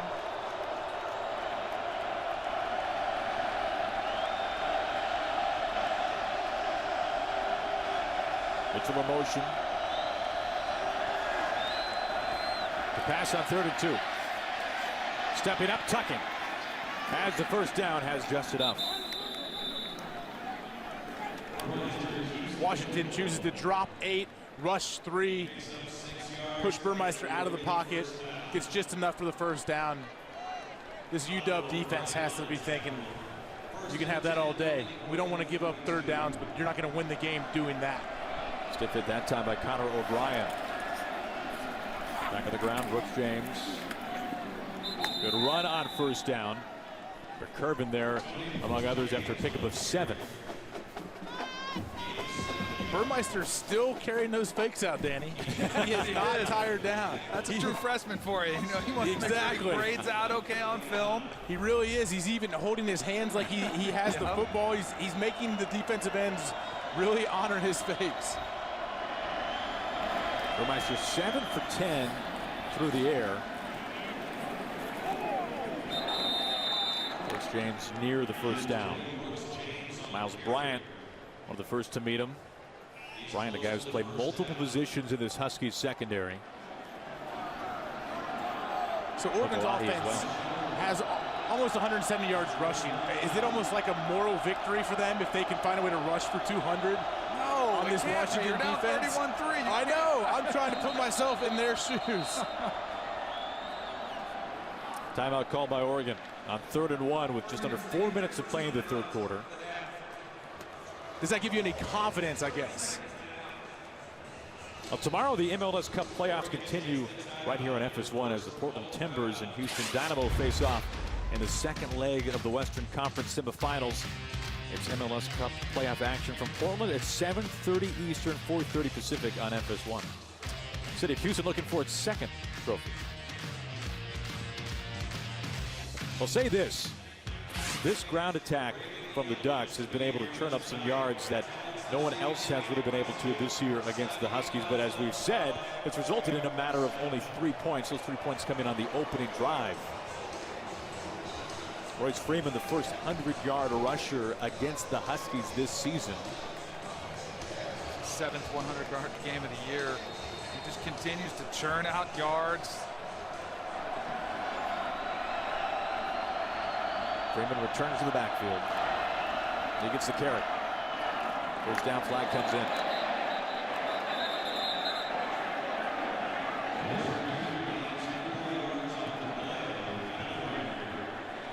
Holding, number 27 of the offense. 10-yard penalty. 3rd down will be repeated.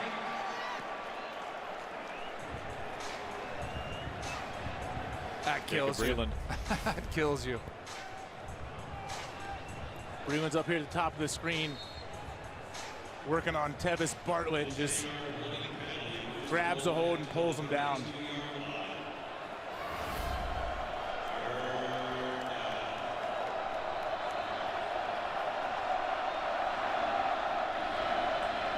Oregon by far the most penalties in the conference. 2 seconds to get the snap off.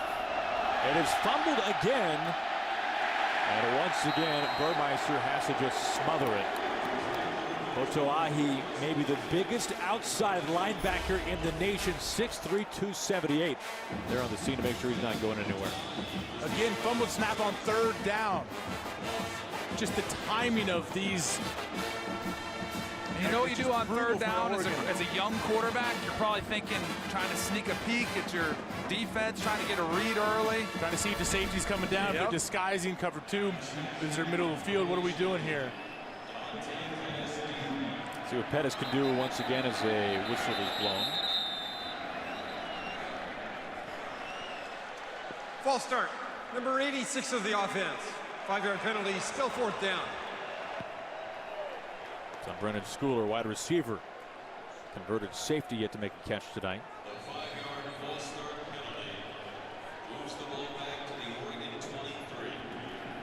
So even better field position potentially to come here for the Huskies. Pettis now standing at his own 45. Calling for the fair catch. Huskies offense returning to the field. Myles Gaskin, a 34-yard touchdown run under his belt already. 116 yards of the night. We'll see what he, Browning, and the Huskies can do when we come back.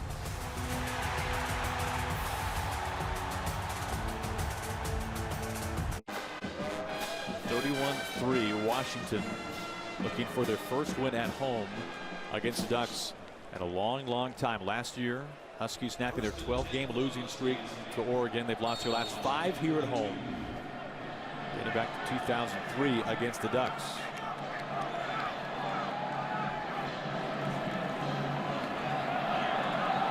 Trying to turn upfield. Ahmed still on his feet. Nothing but green grass in front. Ahmed is putting this one away. 58 yards. Savon Ahmed, the freshman out of Kirkland, Washington, his 3rd touchdown of the season.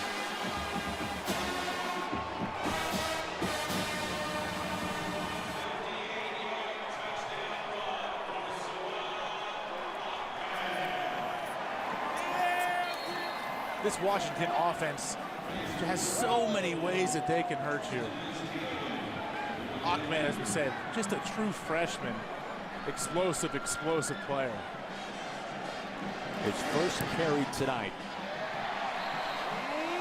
Good for 58 yards and a 38-3 lead. I mean, this is pretty impressive from Ahmed. You talk about vision of seeing things. This play is designed. Little underneath handoff to go all the way to the right, but then watch right there, cuts back against the grain, which is a scary thing to do. You don't know where those linebackers are, but cuts all the way back across the field. And again, the speed of Washington is what has jumped out to me tonight. His fellow running back Levon Coleman threw a block early in the play and then escorts him into the end zone. Celebrate in the end zone, as your coach will tell you. You know, this Washington team has looked for a receiver to step up, but they're finding creative ways just to get playmakers the ball in space. They've done a fantastic job of that tonight.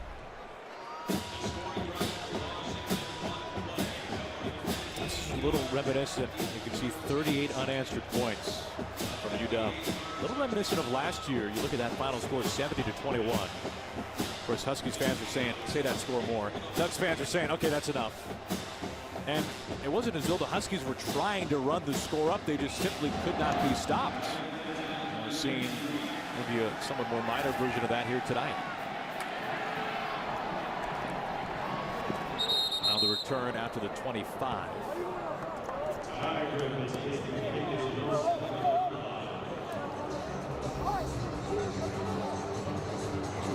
213 yards this quarter. Oregon with 35.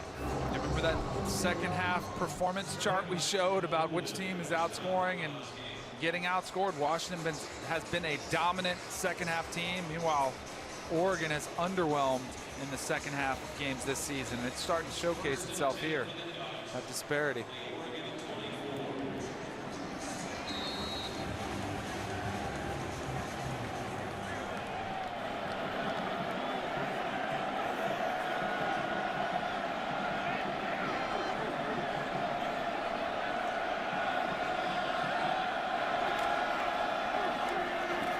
Brooks James upfield.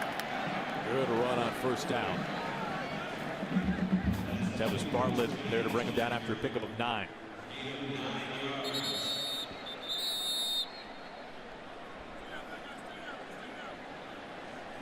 Husky injured on the play. Tevis Bartlett, the linebacker.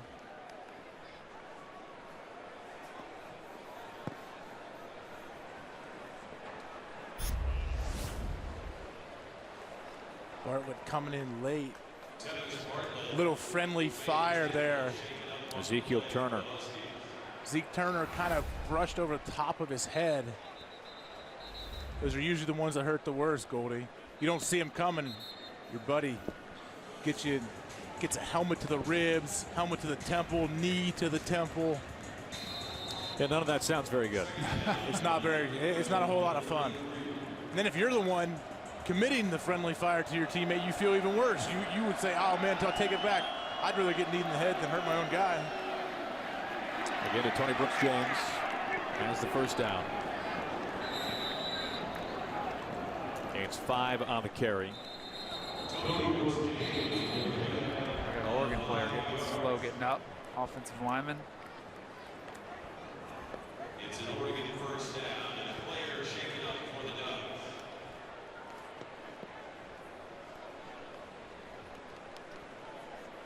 Washington has number 15 inside linebacker DJ Beavers in the game right now. Got his first action last week after being hurt in preseason training camp. They're high on this guy. They really like him. He's in there with Bieria right now. That's Jake Pisarcik, who's shaken up, second game back since suffering a concussion, was out of the UCLA game as a result. Senior out of Medford, New Jersey. Going to school a long way from home.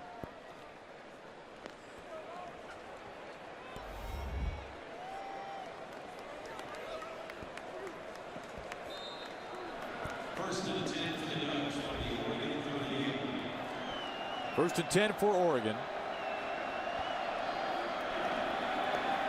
Burmeister to pass. One of the most aggressive throws on the night. Incomplete. Tight coverage. Draped all over him. Austin Joyner looking for Dylan Mitchell. At least you tried it, right? I mean, at least you tried to take a shot down the field. You didn't complete it, but at least those defensive backs have to think about that in the back of their mind, saying, uh-oh, you got to respect the deep ball, because you haven't seen it at all. Austin Joyner was just happy to have some work. In his hip pocket, in phase the whole time, never panicked at the top of the route, used his offhand to knock the ball away. Here's where they see some increased playing time. The secondary a little banged up. Aaron Murphy, the broken foot. Huskies hoping he comes back soon. Gang tackling. Otoa'i the first there. Freeman lost it 2. There's just nowhere to go. Washington defense kept him corralled inside. A little bit of penetration up front. Washington's defense has had a lot of success dropping 8 in these 3rd and long situations. Let's see what they choose to do here. 3rd and long. They want to get some stats. Come after him. Burmeister pretty clean pocket, at least for the time being. It starts to close. Burmeister tipped up and dropped. Taylor Rapp finds him, brings him down by the shoestring. That's your hero right there, AJ. Right. Love that effort. If you ask anybody in this town about Taylor Rapp, their eyes light up. They absolutely love this kid. His football instincts, the angles he takes the ball. This is just a pure effort play. If you look at Taylor Rapp here, look at the closing speed. He had to shake the left-handed swipe just to get enough of the heel. He was up against a 300-pound offensive lineman, just shook him off and just stayed after it. It's the shoestring sack. It's just an effort play. Freshman All-American a season ago. Conference's Defensive Freshman of the Year. We step aside from Washington. All Huskies, number 12 team of the country.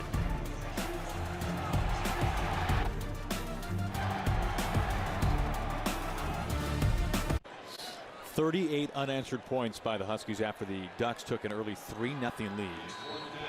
21 points here in the third quarter alone. Always a chance for more. Dante Pettis back has already taken one of the House's record-setting return.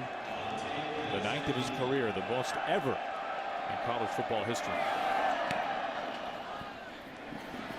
Calling for the fair catch. No return this time for Pettis. On Friday, it's a Pac-12 showdown. Jake Browning and his Huskies team take on Heisman Trophy candidate Bryce Love and number 21 Stanford. Friday, 10:30 Eastern on FS1 or stream it live on Fox Sports Go. Every game is everything. That number 12 in front of Washington, that's going to change in a pretty big way because the upsets you saw in front of them. I thought they were way too low in the first ranking. This performance tonight better make a significant jump as the Pac-12's hope for the playoff rests with this team. Fourth quarter underway. And a solid run here from Coleman. Now, how about this? You look at that game next Friday in Palo Alto. Stanford losing today at Washington State. Now, the Huskies will end this season, of course, the Apple Cup. It'll be a fantastic Apple Cup this year between the Huskies and the Cougs. But would the Huskies prefer that Stanford team was ranked going into next week? 100%, yeah. It definitely would help them out, especially since it's their strength, their out-of-conference schedule that is what's kind of keeping them out of those top 5 or 7 spots. That'll be the Huskies' final road game of the season. Big crunch hit there, shy of the first down against Coleman. Tyree Robinson, the safety end, to lay the wood. Yesterday, I asked Coach Peterson about it. I was like, hey, you know, you guys don't get the respect you deserve. And he's like, hey, he's like, I can't worry about what's going on with the committee. I can't worry about all that. When have we heard a coach say that before? Right? But he was like, there's a lot of football left. Like, all we can do is go ahead and handle our business. And I think if they do, with the amount of football that's left, I feel like if they win, they're in as the Pac-12 champ. Wildcat to Gaskin. Not the first time we've seen that tonight. Has enough for the first down.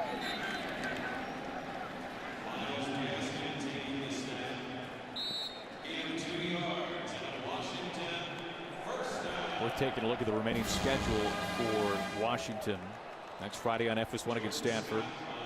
Then Utah, then the Apple Cup after Thanksgiving against the Cougs. That's the thing, Goldie. Everyone points at, you see that schedule, then you look at their first 3 games. Rutgers, Montana, Fresno State. That's what sticks in people's mind when they think about Washington. Browning to go to the air. Looking deep. Now flushed. Complete to Fuller. Fuller's been a pretty popular target tonight. That's his 4th catch. Pick up of a dozen. You know, last year, as you look here at Browning getting outside the pocket, he really throws a nice ball on the run. Throughout the game tonight, several times he's done it. But last year, there was conversation that maybe they shouldn't have gotten in last year because they're not conference schedule. But I felt like they held their own against Alabama. I mean, they were more impressive than Ohio State was in the playoff. Showed like they deserved to be there. Browning under center. Coleman set up the reverse loose ball.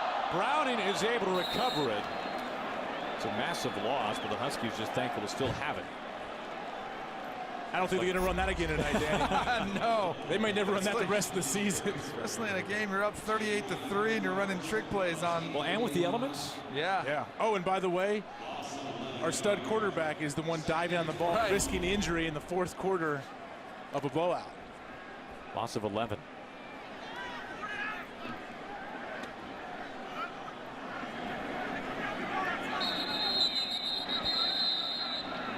Flag is down. I wouldn't be surprised if this is Jake Browning's last series. Prior to the expiration of the play clock, timeout. Oregon. Their 2nd of the half.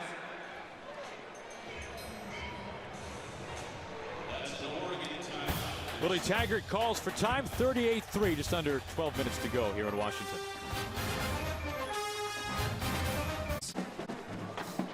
Well, the score tonight not quite as jaw-dropping as last year's Huskies defeat of the Ducks in Eugene, but 38-3, the number 12 team of the country, showing its worth tonight. The stiffest task so far for Chris Peterson and the Dogs. After the loss, 2nd and 21 for Browning and company. To get some of those yards back on the ground, they handed Coleman. Just trying to get to the original line of scrimmage and pick up a 5.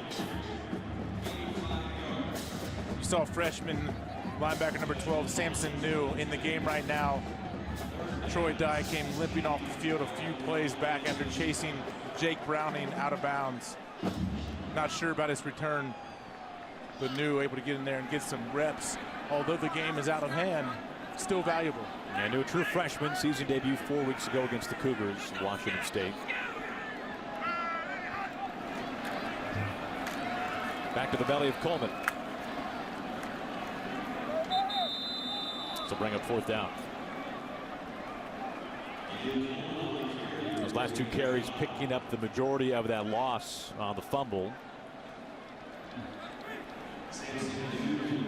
You think that's the last time we see Jake Browning tonight, Danny? The only thing I would think maybe he plays a little bit longer is because of the conditions. You know, so you don't get a sloppy turnover or something, but just throw, I don't think you're going to see him throw bubbles or throw something. Get it out of his hand very quick. Yep.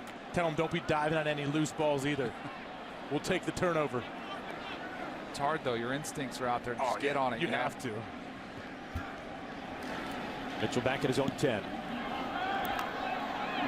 Calling for the fair catch. Clock stops at 10:20 to go. All Huskies. Some legends of the border war. One of the longest standing rivalries in the game. Fox Sports Supports is proud to team up with Snowball Express and their commitment to providing hope and new happy memories for the children of our fallen heroes while on active duty since 9/11. Snowball Express provides an annual life-changing event to make each child feel special as we remember the lives of their parents. Visit foxsportssupports.com to learn how you can help. From the Ducks, 13. Burmeister throwing high, incomplete, out of bounds, looking for Dillon Mitchell. It has been a long, long time since the Ducks have played 4 quarters without scoring a touchdown. You have to go back late in the season, 2007, at UCLA. 130 straight games scoring a TD. That is in jeopardy tonight, to say the least. Long field ahead of the Ducks. Burmeister, the true freshman quarterback, began tonight 6 for 6. He has misfired on 5 of his most recent 6 attempts since then.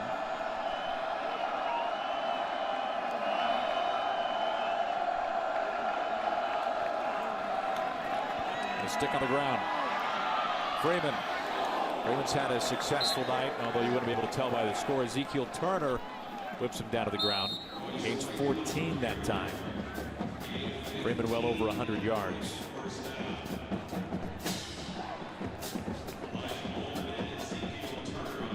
Washington's defense with a lot of the backups in the game right now. A few key starters left in, like Tevis Bartlett out here. Trying to keep a couple vets in there to kind of hold things together.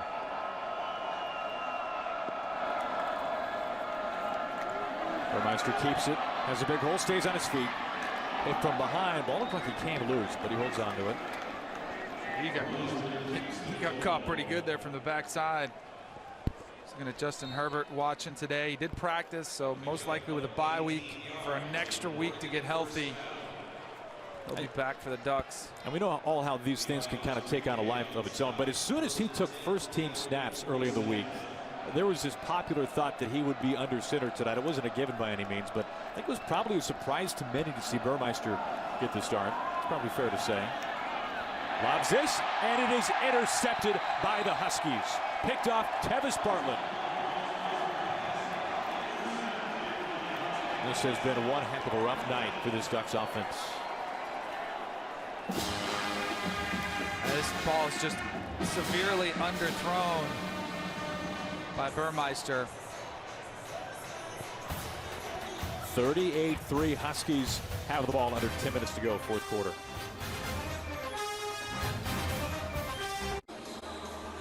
As soon as we went to break, the interception by Tevis Bartlett was reviewed. It has been confirmed.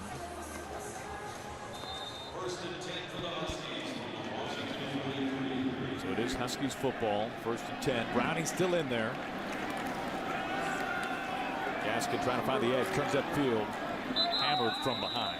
Also during the break, My man AJ Hawk here was admiring Greg Gaines' hair because I think he stole it from AJ. Like they got the same, right? Yeah, exactly. Hey, Look at A little that. higher though, right? He didn't steal it if he makes it look a lot better than me. It's all you, bud. That's amazing. Yep. Well, if you were out in the rain for 4 hours, you'd look that good. Look how good. And in the beard with the slick back. Look how long it is in the back. He could pull it up in a top knot if he wants to, like my 5-year-old son. Just a beautiful thing. The man bun is a very popular Northwest look these days. First down to run for the Huskies. Coleman brought down by Brady Breeze, an interception. I haven't seen any play-by-play guys with that, though, Goldie. You're inspiring me. You could be the first. Look at him. Gaines isn't scared. Nope. Gloves? Who needs gloves? Wristbands? Yeah, right. Get out of my face. I'm just going to play football. Well, no part of that guy. First and 10 for UW. Under 8 minutes to go. This one felt like it was over long ago. Ahmed's second run tonight. I mean, Washington's been in their 4-minute offense for the entire fourth quarter, just milking the clock, working that run game. It's a tough setback for Oregon. Last week, they kind of they righted the ship, beat Utah. They felt good. Willie Taggart told us they got their swagger back, the confidence in the room. Just everywhere we went, they felt much better about themselves. Now I wonder, does it go right back to 0 after a loss like this? The bye week helps, and there's hope with Herbert possibly coming back. To Ahmed again. Reverses field. Ahmed turns upfield to about the 20, forced out of bounds. Picks up 14 that time.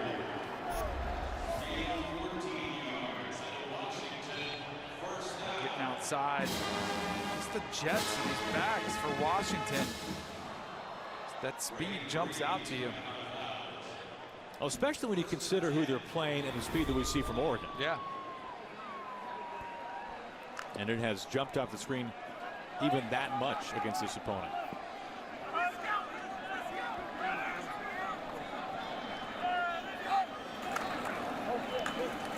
On first down. Right up the middle, Coleman. I know Jake Browning has played these elements many times before, but I don't think you can say enough for how well he has taken care of the football tonight. We've had a steady rain all night long, and he really has taken great care of the ball, and I know Coach Peterson loves that about him. Has thrown for 2 scores. His next will set the all-time school record.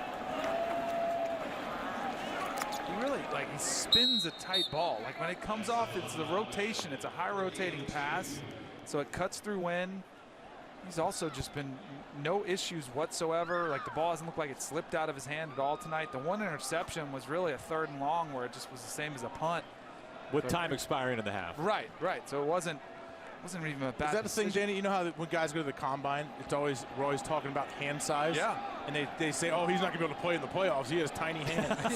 Like we're arguing with Donald Trump about hand size. Right. Like, is that a real thing, though? Do you believe having big hands really does help in these conditions? I do. I think it helps. But I also think, the pressure that you put on the ball has an impact as well. Well, it started with man buns, and we have We're dug even deteriorating deeper. like the weather. I think this is a good time to send things back to Los Angeles. How about a time for a game break? You got it, Aaron. Pac-12 South, ASU, they trailed Colorado most of the night. Manny Wilkins spun around. He gets in for the 1-yard touchdown, and they win 41-30. Sun Devils hanging on to their slim hopes of a Pac-12 South Division title. They would, of course, need some help for that to happen. Aaron, AJ, Danny, back to you. All right, thank you, Greg. Appreciate that. 38-3 Washington, 5:25 to play. They are very pleased to see this lopsided score once again here in Seattle. 70-21 last season. It was in Eugene. 38-3 and a chance for more for the Huskies here tonight. No love lost between these two programs. To the 10, inside the 10. Sean McGrew, a Rarely used freshman running back. No carries last 2 games. This is 15th total of the season. He gained 6. Don't forget, 12 years running, Oregon had beaten Washington. They break that streak last year in Eugene, but this is the first time in the last 5 attempts they've been able to come out on top. Washington has here. It's been a long time since they've been able to celebrate this rivalry game at home.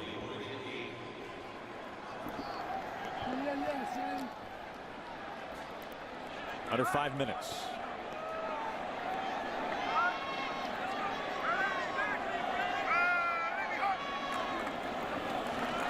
To McGrew again, met immediately. Going nowhere that time. And Rimandu making his team-leading 23rd consecutive start tonight. You know, when you walk around Seattle, you can feel some excitement in the air. Not only because of this game we had today, UW, Oregon, big rivalry. The Redskins are in town to play the Seahawks tomorrow. The great Burkhardt and Charles Davis are on the call for Fox. If the Seahawks find a way to get a win tomorrow, there's a lot of happy people around here. Don't forget the Sounders. The Sounders, Drew Carey's excited. Yeah. Inside the 5. McGrew can't go any further than that. Pickup of 2. 3rd and goal. We've seen Huskies, of course, a steady diet of the run, giving the score, but do keep in mind Browning is a touchdown pass shy of becoming the Huskies' all-time leader. He's thrown for 2 already tonight. Now tied with Keith Price. Do you throw it here and try to give them rep? I was wondering if they even kick a field goal. Like if they went down to 4th down, do they keep just running it and not kick it? I can see him just run it and not kick the field goal. You can't tell the guy to take a knee, so I mean he's right. They're going to run plays. Yeah. Lone setback is Ahmed. They hand his way. Ahmed sniffing the end zone, down just shy of the goal line. Ahmed thinking he got it. Looked like he was down ahead of time. Yeah, they're going to go for it. They're going to go quick too and try to maybe QB sneak it or hand off quick.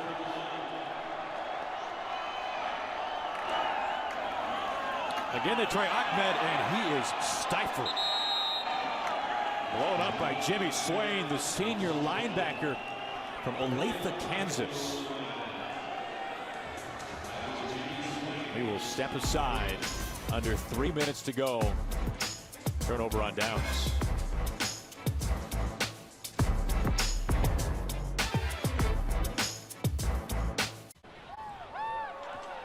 All Huskies tonight, the number 12 team of the country. And it's been a crazy day around college football. You can see the results, top 10, those ranked.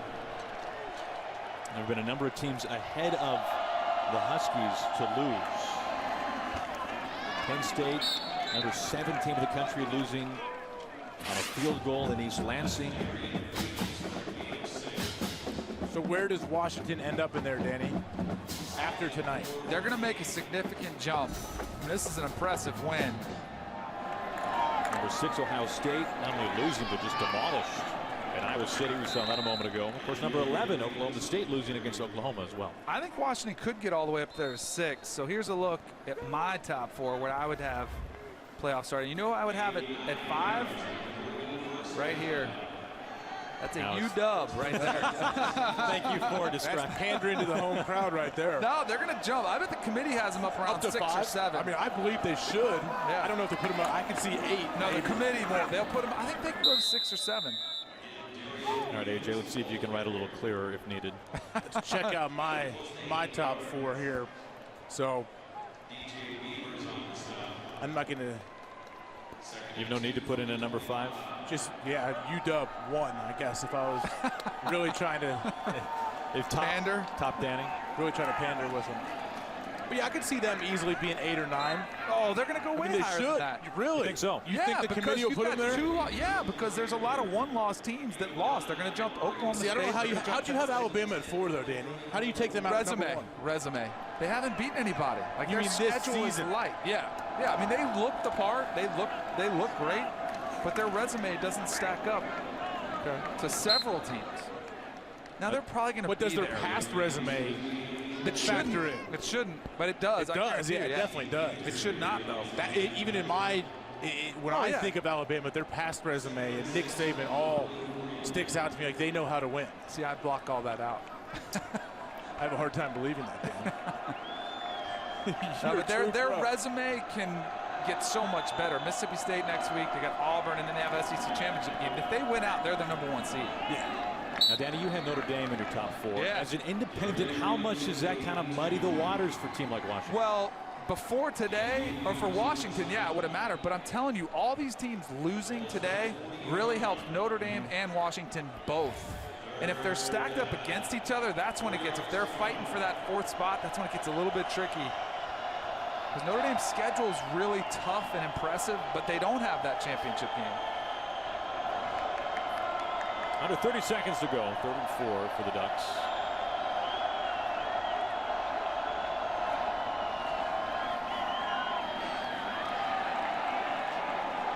This will go down as the first time since 2007 Oregon has not scored a touchdown in a game.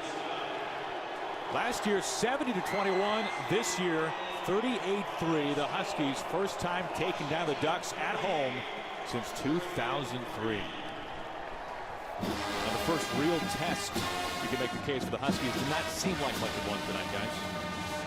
Really didn't, although Oregon, you look at the stats, they had success running the ball, but you scored 0 touchdowns. So it's all for nothing. And this Washington team really settled down after that first drive, got back to who they really are as a defense and as a team, and really were in control from the jump. After that first 15-play drive by Oregon, Washington just took control and never looked back. Yeah, I was really impressed with Washington tonight, making a statement. And I feel like it is the part of the season where I know Coach Peterson wouldn't talk about this, but style points matter. This was a dominant win. You talk about game control, some of the terminology that the committee uses. They were in complete control. And moving forward, you got to feel like they're starting to get right. They're starting to peak at the right time as their schedule gets much tougher with a couple tests coming up. Going to Stanford next week, Utah, Washington State. That Apple Cup should be exciting with Washington State winning today. So it's going to be a fun finish. Think about it. What about Oregon? Where do they go from here? So they have a bye week, and then they play Arizona, Oregon State. The question is Herbert back? And you have 2 games to get bowl eligible. You need to find a way to win one and at least get to a bowl game if you're Willie Taggart and these Oregon Ducks. Now some history set tonight. Dante Pettis, his 9th career punt return touchdown, the most ever in college football history. That just the tip of the iceberg for this 38-3 Washington win. And consider this for a moment. Last 2 seasons, the Huskies have drowned the Ducks by a combined score of 108-24. Man, Drown the Ducks, as you said. Music to the ears of those here in Seattle, not so much back in Eugene. Well, that is it. 38-3 Washington wins. Coming up after the break, UFC 217 post-fight show. Thanks for tuning in from Seattle.